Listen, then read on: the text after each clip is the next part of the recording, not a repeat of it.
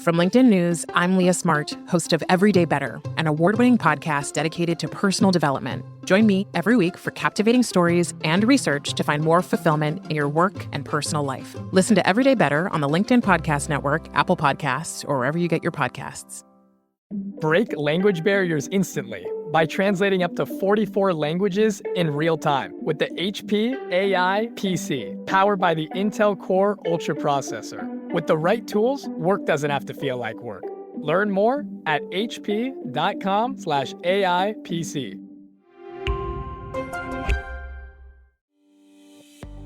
Hey, I'm Kwame Christian, and you are about to step into the world of Negotiate Anything, the #1 negotiation podcast in the world, where we teach you how to make difficult conversations easier while getting more of what you want in the process. Each episode is packed with practical tips and strategies from the experts. We delve into negotiation, conflict resolution, and leadership skills that are crucial in both business and in life. Whether you're closing a deal, managing a team, or navigating personal relationships, Negotiate Anything provides you with the tools you need to succeed. Our conversations are real, relatable, and most importantly, rooted in practicality. So if you're ready to transform your conversations and elevate your negotiation skills, join me on Negotiate Anything. Subscribe and listen on Apple Podcasts, Spotify, or wherever you love to listen. Let's make every conversation a winning negotiation. That is why we had you on here, Stephen, to talk about a personal brand and the importance of building a personal brand. And so I know people might be listening and saying, well, Kwame, why in the world are we talking about personal branding? This is a negotiation podcast. So why aren't we just talking about negotiation skills at the table? So what is the value of understanding and building a strong personal brand as it relates to negotiation? Yes. Well, as it relates to anything, we're living in 2021 in a post-pandemic world. Everything is going to be digital, right? It already was, but even more so now. Someone is going to be Googling you, whether it's for a new job, whether it's for you're running a business and you're looking for a new client. It could even be someone looking to date you. Someone's Googling you, and the results that they find will more or less leave them inclined to do business with you, to hire you, or to date you. And so I think we have to take time to think about our online presence and our personal brand. And our personal brand isn't something that's static, right? It's a dynamic, iterative process to address different sides of whether we're talking about brand identity and the visual elements of your brand, and or the things that relate to the messaging and things that influence your credibility and trust, both online and offline. Yeah, man. And you know, what's funny is that I've recognized this for myself too, because in addition to the negotiation trainings that we do here at the American Negotiation Institute, I still practice because I want to make sure that my skills stay sharp. You know, I don't want to be that negotiation trainer who's pulling out stories from decades ago. So I've recognized in my negotiations, people do their research and they say, oh, I noticed you have the podcast. I noticed you have the TED Talk. I did the research on you. And it gives me a kind of a leg up because I don't need to prove myself. They don't need to ask, oh, is Kwame legitimate? Does he know what he's talking about? They do the research and they can see that. So it carries a bit of the persuasive burden. And I was just going to expand on what you're saying. So as a marketer, we are trained as marketers that the very first thing that happens with marketing your brand, whether we're talking about a big business or even right now, as we're talking about a personal brand, is awareness. You have to be able to drive attention and awareness that then leads to interest and engagement, that then leads to that quote unquote conversion, right? Of whether you're landing a job or a client again. And so the very first thing is that you have to be able to amplify your identity. Again, online through things you've done, such as TEDx or some of the other speaking engagements that you have, and making sure that following you getting off of a stage, off of a TED stage, or after you've launched your book, that there's somewhere else there, right? You've now made yourself memorable, but where are you leading people to? from that point out, right? Are you leading them to a website? Are you guiding them to your social platform? Is that going to leave them with a certain measure of credibility and trust? You, for one, are amazing at creating really valuable content on an ongoing basis in LinkedIn.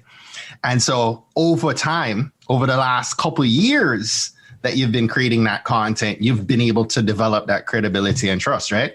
Absolutely. And those two terms, you said it now twice, credibility and trust. And those two things are incredibly powerful during your negotiation. So let's focus now on the various things that people can do to build that credibility on and trust with their personal brand. So it always begins first and foremost with understanding and knowing your why, right? In terms of building a solid brand foundation, a lot of people immediately hear the word personal brand and they default to the brand identity and the visual, and they're thinking of a logo. They're thinking of, the visual elements. That's very important. But before we start defining what the visual elements look like, let me ask, the listener or the viewer of this video and this conversation, do you understand what it is that you're doing, what you're offering, why you're offering it? Do you understand who you're serving? Do you have clarity on your audience that you're serving? And those things are critical because it impacts the messaging, it impacts the visual, it impacts everything else that you're going to develop. I always say, from a messaging standpoint, especially, I'm not speaking to everyone or I'm going to lose in the messaging. You are speaking to a very specific professional 9 times out of 10.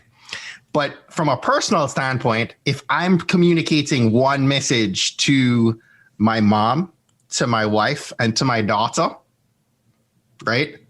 That one message is too broad. But if I'm gearing a particular messaging specifically to my wife, my daughter can't receive that in the same way, right? So you have to be very clear on who it is you're serving. And talking about persuasion, the more clear you are about who you're speaking to means that you understand not only who they are in terms of the demographic data, that I'm speaking to a woman who's in her mid-30s, who has children, who earns X and does X. But I also begin to understand the challenges that this person is facing, the psychographic data, right? What's keeping them up at night? And if I understand that group, if I'm able to then group like challenges and values, and I understand exactly how to frame that messaging, and it's not general, I'm not speaking to everybody with the same message. Now I'm able to really capture their attention. Again, I'm building the awareness initially, but I want to move from awareness to interest. And I want them to be able to engage with me in a way that they won't engage with anyone else. And that's all coming back to personal branding. So the foundation starts with understanding who you're serving, right? For that very reason, because when you understand who you're serving, then you're able to clarify your message. And I say, if you confuse, you lose, right? So you want to make sure you're able to communicate and clarify that message so that you can persuade in that negotiation of whatever it is that you're offering up. And then comes that brand identity piece. Then we start to define, how are you going to brand yourself? Are you branding yourself Kwame Christian? Or are you branding yourself the American Negotiation Institute? Then we start talking about the different online elements of your brand, right? Your domain name, your social handles. We start to look at things like your color palette, which sounds fluffy, right? But Kwame's listened to me talk about color a number of times over, and people actually make a subconscious judgment based on color alone within the first 90 seconds of seeing your brand. And so things like color, your fonts, your photography, right? Your graphics, all of these things come into play.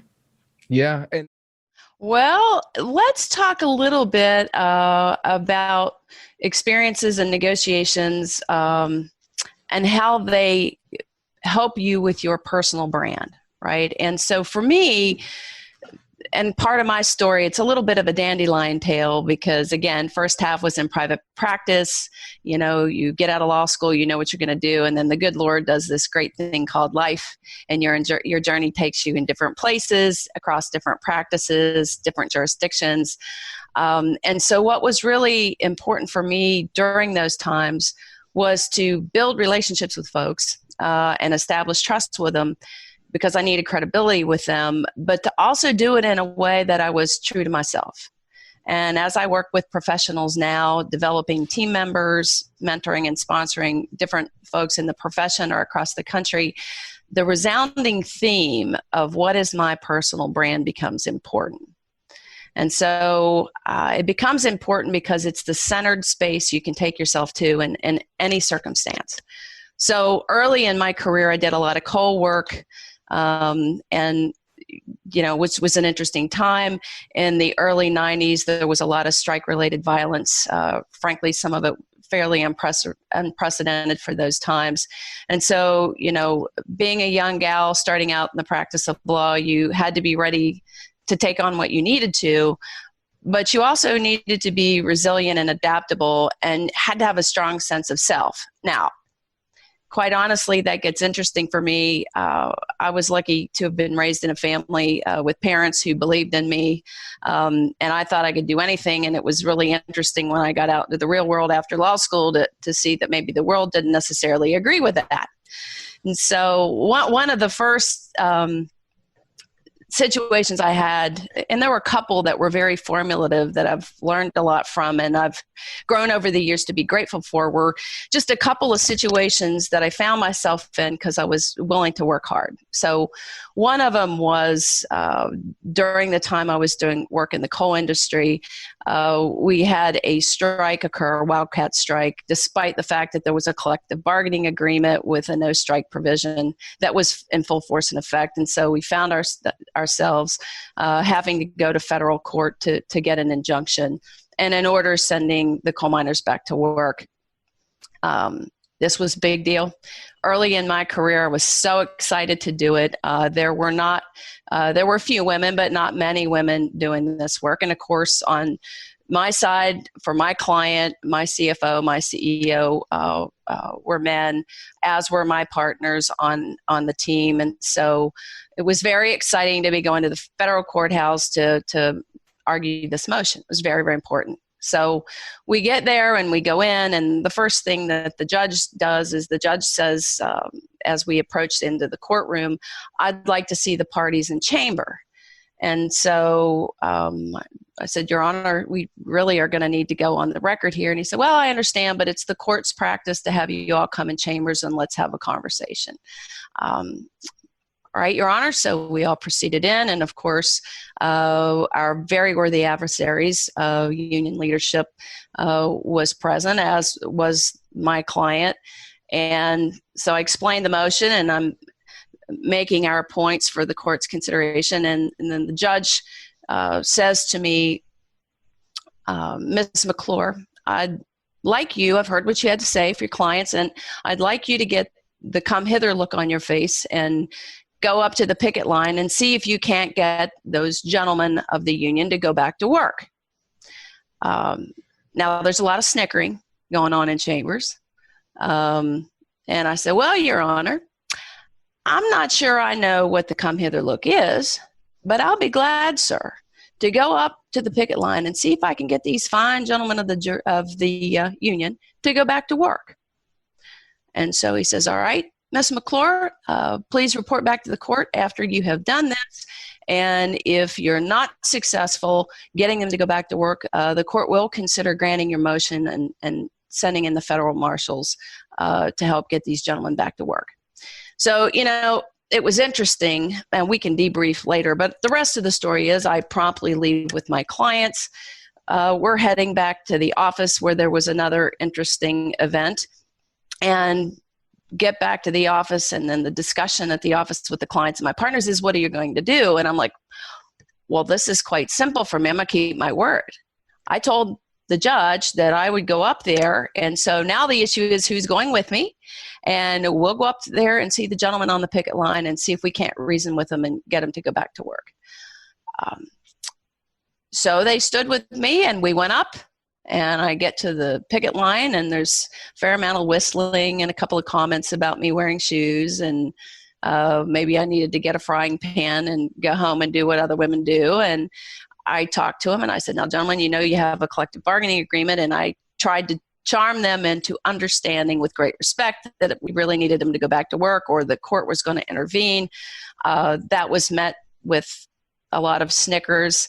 Obviously, it didn't work, but I tried, and then went back with the clients to the court. And what was interesting to me when I returned, same memo with the judge. I'd like to see the parties in chamber. Could you come into chamber? Your Honor, I'm going to have to insist this time. We need to have a record. Well, I understand that, Ms. McClure, but you come on in here and let's see what the parties have to say. So I tell my side of the story. We've gone up there. I have my clients who can affirm this.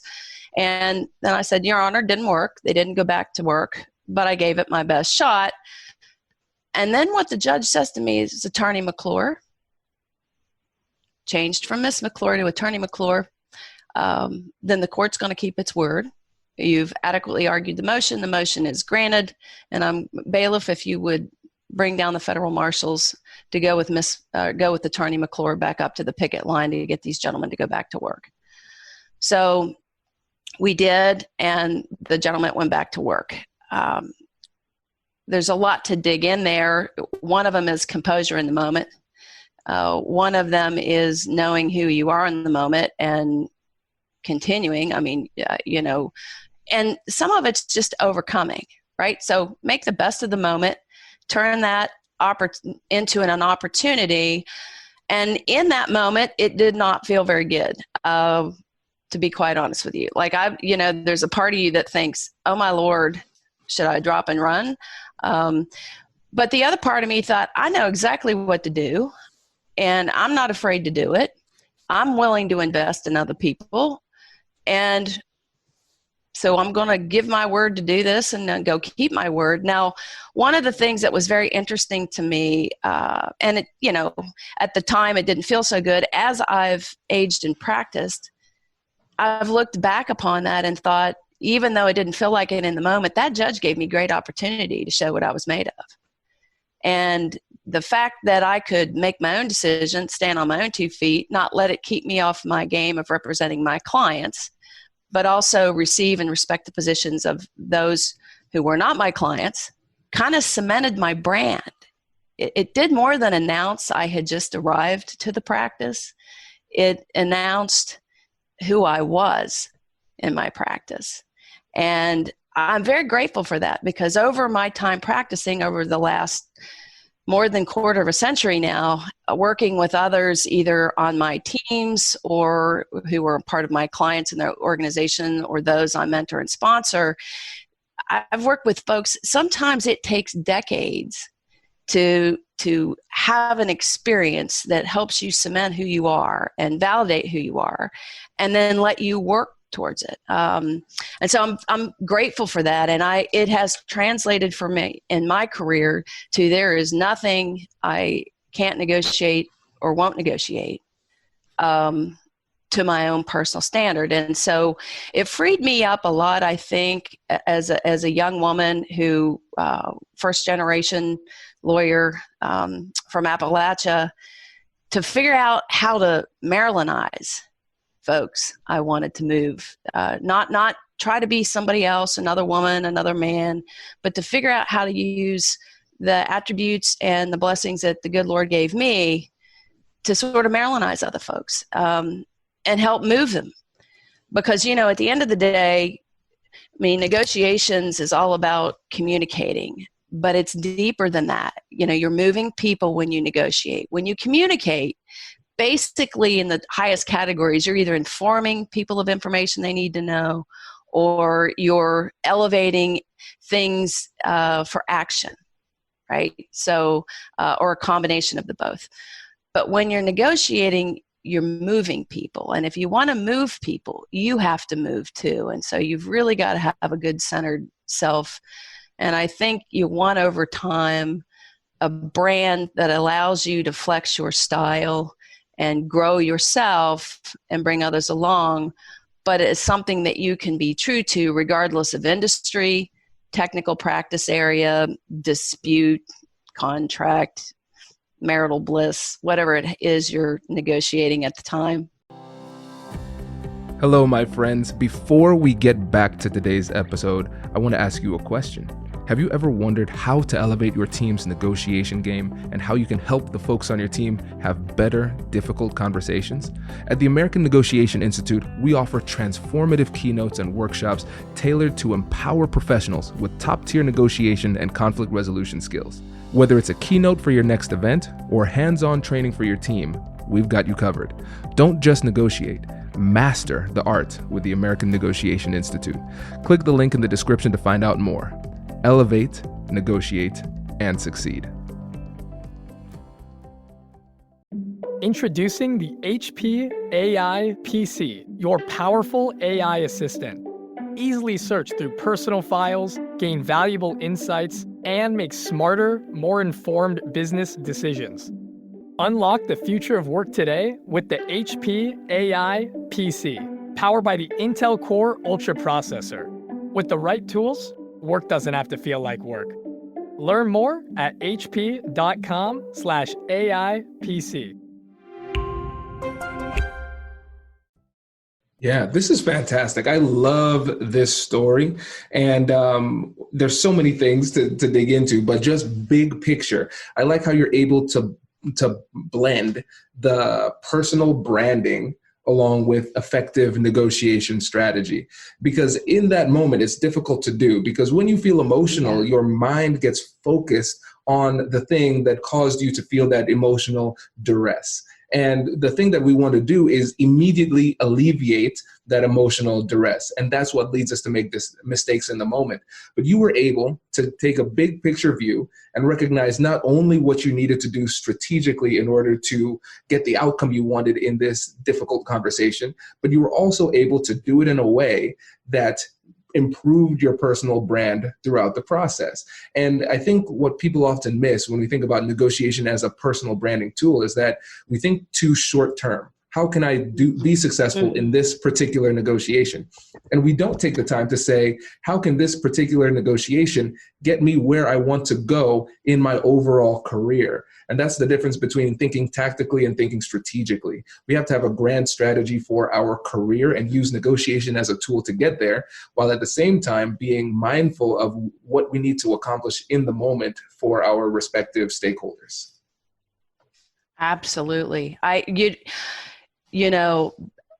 Understanding emotion, whether it's yours or someone else's, and not being afraid to either overcome it or receive it, but move past it, or help others through it, because you have to do a lot of that in negotiation, right, is huge. I think the other thing, one of the other big points you just made, which I always love listening to you for this very reason, timing, right? You got to get timing right on things. And we use these adages like pick and choose your battles, or it's a sprint, and, do you want to win the battle or the war? And it's a marathon, not a sprint. And we all say, yeah, but it's true. And it's all about timing. So there are times to take a position you dig into, and we might get to one of those stories in a bit.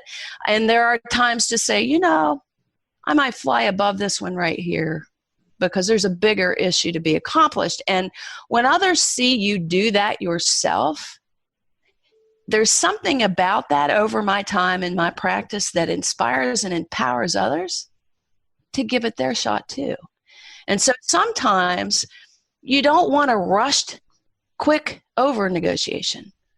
Time becomes your friend. So protracted negotiations, like you often see in collective bargaining, which looks very different than maybe going in to mediate the resolution of a piece of civil litigation, depending on its complexity. I don't rush either of them. Now, we want to move them along, and those kind of things. But sometimes you don't want to rush that. And then sometimes there are things that come up that could be what I call barriers or stop signs. And you just need to decide whether it's a rolling stop, if it's a stop at all, or if it's something you just overcome because you're going to let it go. And, I think on the personal branding side, and when you and I were talking a little bit, I think it's important to have your own brand and have your own motto. And so for me over time, and I've been so blessed because I've practiced in so many different industries and different places, and tried cases and negotiated labor contracts all over the country, as well as resolved complex litigation and other kinds of disputes, including disputes we resolve and negotiate to avoid litigation, right? And that kind of spend. And so part of what that is I've had to develop my own motto that I want to bring myself back to and in any negotiation. And so my personal motto that I have developed is don't take it personal, make it personal. And by that I mean be skilled at overcoming and understanding your own emotion and flying above things so you don't take it personal, because you're the one who ultimately decides if you need to, or in fact you do. But then if you decide not to take it personal, turn around and disarm by making it personal. Make it a memorable experience or journey with people so that when they think of you over time, the journey they went on with you and the negotiation and how that made them feel lingers longer than that final end result when you crossed the T, you dotted the I, you had a deal, you got a settlement, or you parted ways and moved on to other challenges. How people can position themselves persuasively online. And so I know you are the master of that. So for everybody out there, what would you say the first few things they need to do in order to position themselves to have credibility online? What's funny about that is there's so many ways to go about it, but there's some things that need to be consistent. And what I've found with people especially when they're first starting out online and they decide that, and it's usually a decision, well, I need to make sure I have a good online reputation, but they don't start with the obvious. They don't start with making sure that their LinkedIn profile is up to date. Usually what you'll see is someone will create a Facebook page. They'll go out there, they'll create a Twitter account if they don't already have one. And they may go and, get some branding if they have a website for their website and their Instagram and their YouTube. And they try to make everything look consistent, but they don't start with a very basic thing, which is LinkedIn, which is where everyone will probably focus to begin with, just to see what the person's background is. So the first step I would say is get your LinkedIn profile consistent with the messaging that you're trying to communicate about your credibility overall online. So if you're a digital strategist, make sure that your LinkedIn profile aligns with being a digital strategist and you have examples of the work that you've done and some of the projects that you're working on, so that when people go to check you out and they look at LinkedIn, they'll see that. Then they'll start looking at your other social media profiles. So it's always good to start with LinkedIn as a foundation from a professional standpoint. Yeah, I really like that advice, because that's something I always tell the people that I mentor, that LinkedIn is one of the best opportunities to present yourself online, because it's one of the few opportunities we have to control our search results, our Google results, because that's one of the first things that comes up on Google. So that's really great advice. So what are some of the biggest mistakes you see with people on LinkedIn? Like, where are our areas of opportunity? Most people treat LinkedIn like it's just a resume site. So I've talked to plenty of bloggers or social media experts that will have articles published. They'll have videos that they've done. They'll have panels that they've participated on. And this is if you're a little further along. I'll step back to if you're not. But if you're a little further along and they have some content out there, they've got stuff they've created, even if it's just work-related stuff, they work for an agency or something like that, but they don't highlight it on their LinkedIn profile, either in LinkedIn post, because you can post, blog posts to your profile, link videos, SoundCloud, audio, all types of media that you can link in your profile. They don't do that. One of the biggest mistakes is to not highlight what you're doing. And if they're involved in other organizations, they're not putting those organizations at a prominent level in their LinkedIn profile, so that when someone visits it, they really don't get a good outlook of who that person is. So now they're relying basically on anything that you're telling them, either in a conversation or what they see online. And those things may not consistently, jive with each other. So it's important to highlight some of your skills and some of the achievements that you've made in your LinkedIn profile, in order to try to make yourself look more credible. Okay. And one of the things that has been personally a struggle for me is really understanding how to effectively utilize the description, your personal description that's right below your name, and the summary.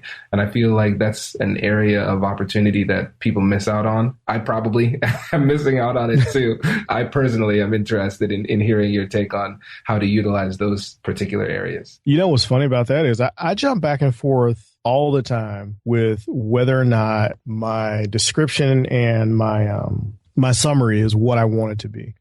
When I looked at yours, I look at everybody's. I mean, it says what you do. It's negotiation consultant, lawyer, podcaster, mediator. I know from a quick glance what you're doing. Most people just put their position down there for their previous job, or they don't put anything. It's just their name. When people visit your profile, that's your opportunity to tell them exactly what it is that you do and what your goal is for being on LinkedIn.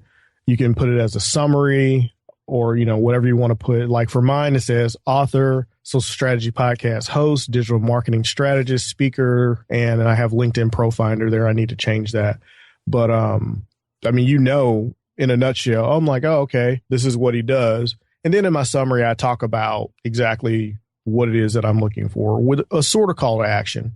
I talk about the fact that I do speaking. So I said, if you're looking for a great speaker for your association, consider contacting Vernon. And then I have my short bio along with some videos underneath of me speaking, with some other videos that I've done, a couple interviews that I've done, along with, like, right before you even get to that, I have the blog post that I've written.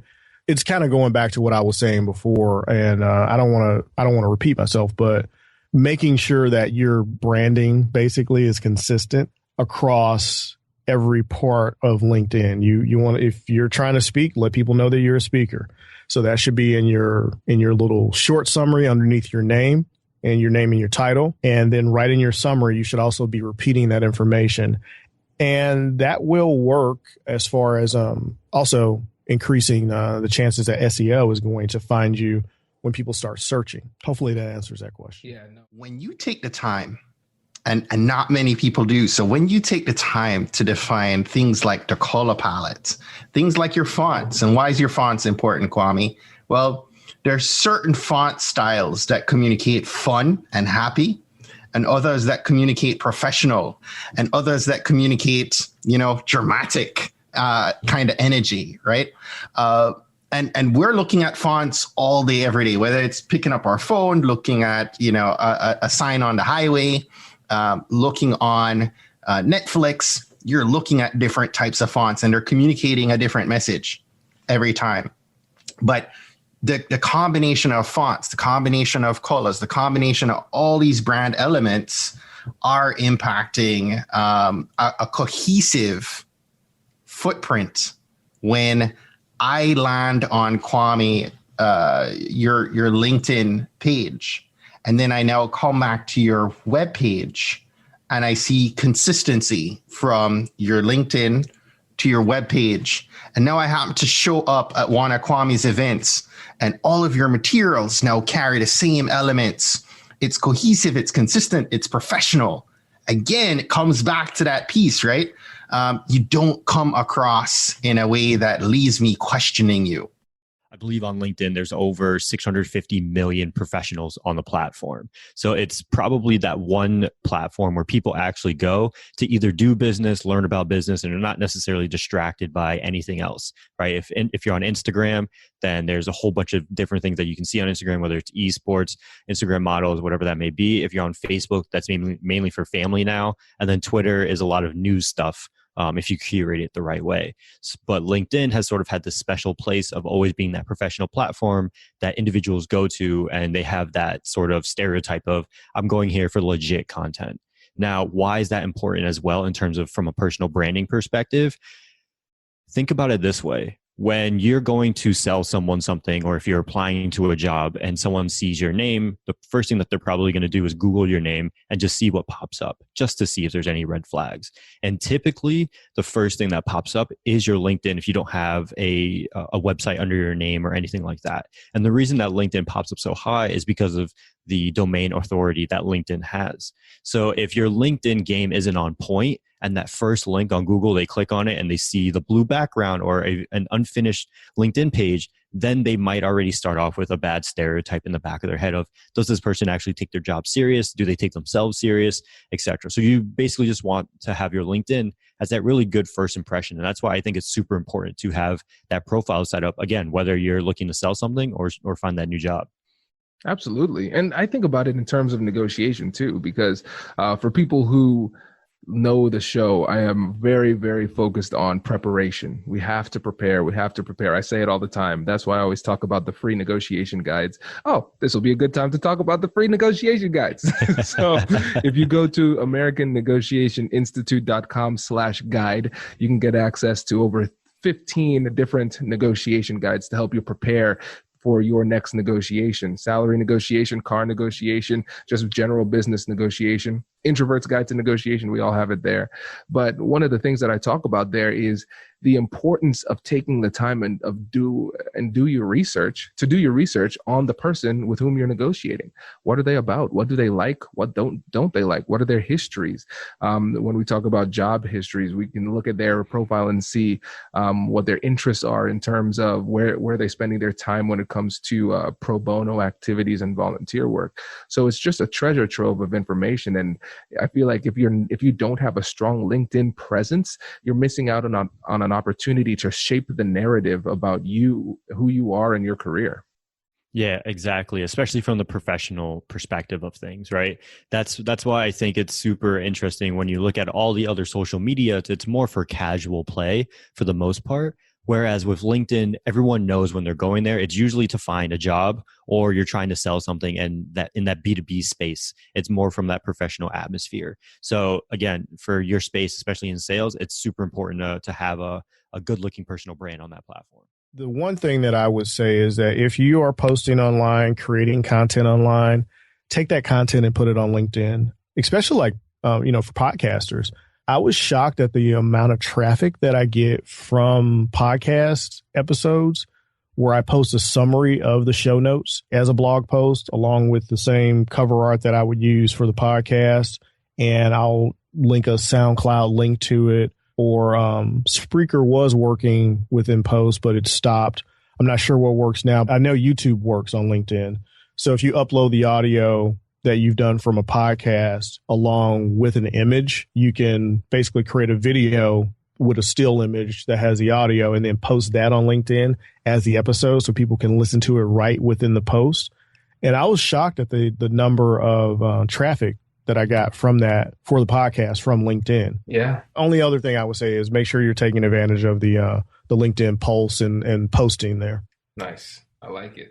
And so let's move on to the third point, which is how to properly connect with an individual on LinkedIn. So what are some things we have to keep in mind here? Yeah, I think the biggest mistake that people do here is they just click the connect button and they leave it at that.